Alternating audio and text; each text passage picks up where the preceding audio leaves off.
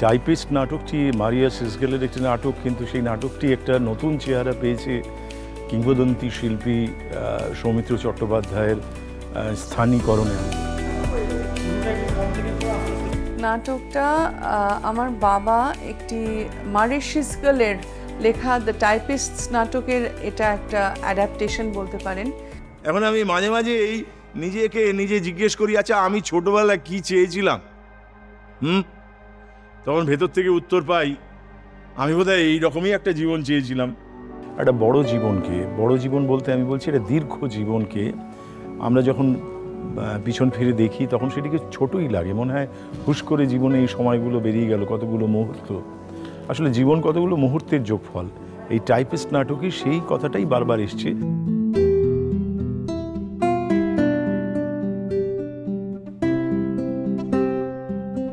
এই যে ভদ্রলোকের বয়স যেটা দেখানো হচ্ছে সেটা সৌমিত্রবাবুর বয়সের সাথে যাচ্ছিল না। তো আমরা তখন ওই 4-5টা শো ওই পাঠ করেছিলাম সৌমিত্র চট্টোপাধ্যায়, অলোকনন্দা রায় মিলে। তারপরে এই করতে করতে তো সৌমিত্রবাবু চলে গেলেন, আর তো ওগুলো শো হয়নি। হঠাৎ আমাদের ঠিক লকডাউনের পরে আমরা নাটক খুঁজছি, কি করব কম কাস্টিং এর মধ্যে করতে করতে এইটা তখন বেরোলো। এই নাটকটা একটা পুরো লাইফ সাইকেলটাকে ডিপিক্ট করে। যেমন আমরা যখন ইয়াং থাকি তখন আমাদের অনেকগুলো স্বপ্ন থাকে, অনেক আশা থাকে, অনেক জীবন নিয়ে আমরা অনেক কিছু ভাবি। তারপর আস্তে আস্তে বয়স হতে থাকে, 1 ঘন্টা 20 মিনিটের মধ্যে একটা পুরো লাইফ সাইকেল আমরা দেখি। এবং ভীষণ এই নাটকটা আজকের দিনেও ভীষণ প্রযোজ্য, কারণ আমরা অনেক কিছু স্বপ্ন দেখি, অনেক কিছু ভেবে চলি, কিন্তু আস্তে আস্তে দেখা যায় যে আমরা না সেই একটা বৃত্তের মধ্যেই আটকে আছি।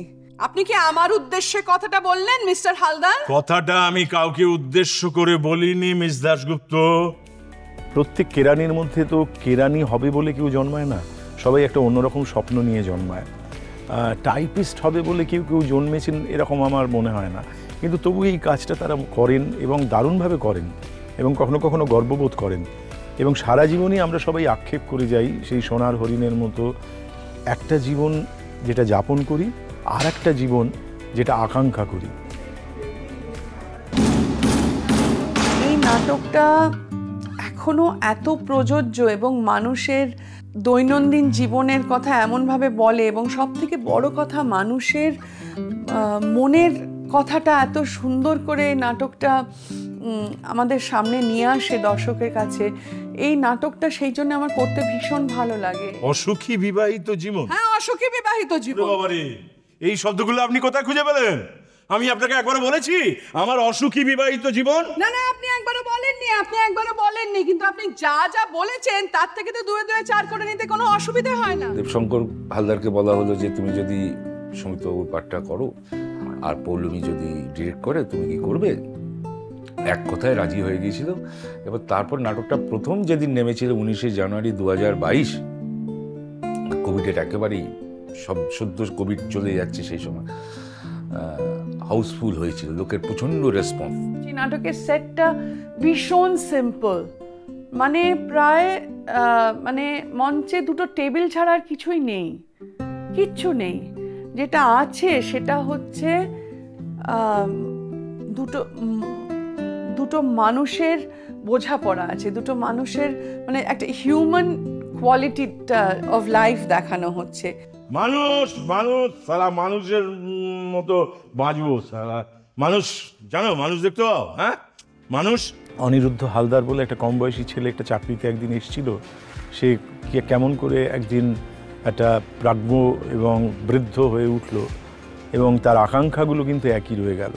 ইচ্ছেগুলো, জীবনগুলো, যাপনগুলো যেগুলো তার করা হলো না, সেইগুলো সে এখনও পেতে চায়, এখনও তার জন্য লালায়িত হয়। মানুষের জীবন এই রকমই।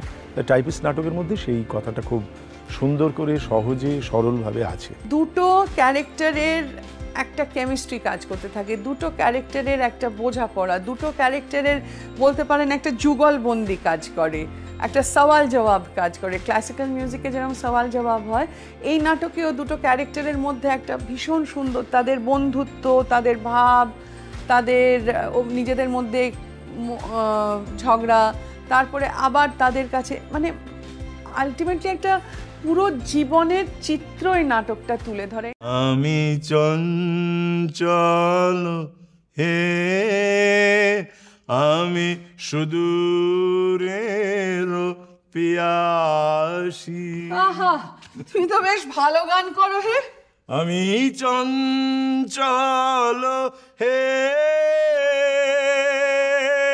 আমি সুদূরের পিয়াসী।